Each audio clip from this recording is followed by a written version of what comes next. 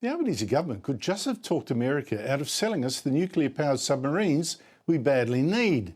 And the culprits are Defence Minister Richard Marles and Defence Industries Minister Pat Conroy, both cited in a report to Congress as reasons to kill the AUKUS submarines deal, in which the US would sell us 3 to 5 of its Virginia-class nuclear submarines.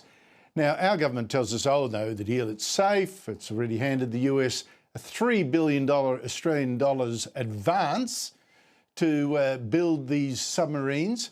But this report by the Congressional Research Service, which is meant to inform Congress of the arguments for or against the AUKUS deal when it comes up for a vote, suggests reasons for America's top lawmakers to stop us getting those subs. Now, basically, it says Australia can't be trusted with them, not when the US isn't building enough for itself. Now, one, we won't arm these nuclear submarines with nuclear weapons, making them less effective. But two, and more importantly, the government refuses to say it will help the US in a war with China, say over Taiwan, meaning that these submarines are in fact lost to the US just when it will need them most. Now, the report actually quotes in support this comment by Defence Industries Minister Conroy, refusing to commit to using those American subs to help the US if it had to defend Taiwan from a Chinese invasion or blockade, as China is threatening. The decision to commit Australian troops to a conflict will be made by the government of the day, not in advance, but by the government of the day. The report also refers to a similar comment made by Defence Minister Marles, also refusing to say if Australia would help the US if it was at war with China over Taiwan. What Australia would do or not do in respect of any future conflict will be a matter to be considered at that time by the government of the day. Now, this report to Congress, which can block this deal, concludes that selling 3 to 5 Virginia-class submarines to Australia would thus convert those submarines from boats that would be available for use in a US-China crisis or conflict into boats that might not be available for use in a US-China crisis or conflict. And this, it says, could weaken rather than strengthen deterrence and warfighting capability. Now, to discuss this, I'm joined by Bolt Report regular General Jack Keane, a former Vice Chief of Staff of the United States Army and a 4-star general. General Jack Keane, great to see you again. The Congressional Research Service says if America does sell Australia 3 to 5 of these Virginia-class submarines, America could be left weaker because Australia won't promise to use them to help the US in a war with China and also not in a confrontation with Russia. We won't arm them with nuclear weapons. How serious is that objection and how serious is this report? Well, I think it remains to be seen, but certainly the issue really needs to have a spotlight on it. So I think that's welcome here. Yeah, I understood from the outset that the United States motivation, certainly in this, was to strengthen the defensive and offensive capability of Australia in the region as a much-needed ally in meeting the challenge of China that's attempting to dominate and control the Indo-Pacific region.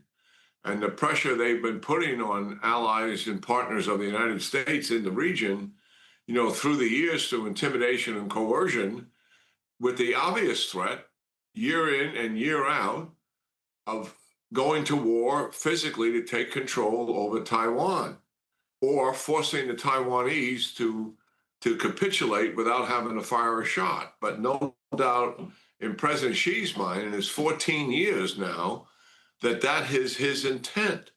So I support the United States position. I always thought it was a brilliant idea to provide this kind of capability to an ally and partner who I think at the time we assumed would be willing to contribute, you know, to standing up against China and protect the countries in the region against this aggressor.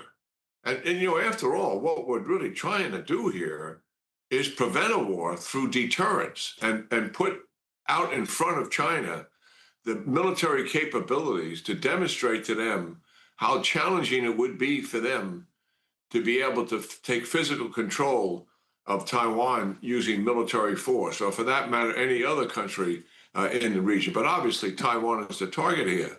So we're trying to prevent a war. And to prevent a war, I think we've learned through history, you have to show strength. And that's how we were able to stand up against the Soviet Union. I mean, they outgunned us and outmanned us, the United States and our allies. But at the end of the day, we had enough strength there to demonstrate to those generals that if they did come across from Eastern Europe into Western Europe, they would pay a dear price and the outcome would not be guaranteed. That's what we're trying to convince China of. So I agree with the supposition that the reason for giving Australia this capability is to shore up the defense of the Indo-Pacific region and deter China from going to war. The US, meanwhile, has sent hundreds of warplanes, thousands of extra troops, and an aircraft carrier group to near Iran. And President Trump is threatening war. You told us last time that you believed that war was coming. I mean, pending events, of course. Iran has now agreed to talks with the US tomorrow in Oman to talk about its nuclear weapons program, which the US wants stopped. What do you think now? Will there be a war or will there be a deal? Well, I think it's likely we're going to conduct military operations, a combined attack by Israel and the United States. Once all defensive resources are in place to protect US bases as well as Israel, and then once all the offensive capability is in place to really deal with the entire scale of what is taking place inside of Iran, I think that option is decidedly favored. My own view of this in terms of making a so-called deal with Iran, I think that, and I've said this publicly and privately to key officials in the White House, all that does is extend the life of the regime. And that is not anything we want to do. We do not want to send this regime a lifeline. They are in the weakest position they've been since they took power in 1980. And politically, economically, and militarily, the weakest position. A military attack weakens them even further and puts them on a pathway to regime collapse. The United States believes that, and so does Israel believe that. And I think that is the most likely pathway we're on.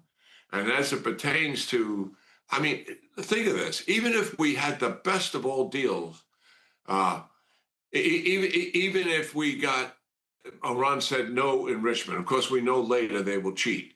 Even if they said limited number of ballistic missiles, they don't even want to talk to us about that. Even if they said, we're not going to support the proxies anymore. Even if it was the best deal we could possibly get, why would we extend the life of this regime, which would mean we'd have to remove sanctions and they would start to economically recover? What a gut punch and betrayal that is to the tens of thousands of Iranians who gave up their life. And 40,000 plus are in jail right now. And we know when the spotlight is off, they're going to begin killing them. And we should stand our ground here and recognize the momentum is on our side, and let's finish this once and for all. Can you imagine the strategic possibilities, Andrew, of taking Iran off the board as the #1 destabilizing agent in the Middle East for 46 years? That opportunity is right in front of us, and we should seize it. That's a paradigm shift in the Middle East that would last decades. And the United States would, for the first time in many decades, be able to pull some resources out of that area once that threat goes away.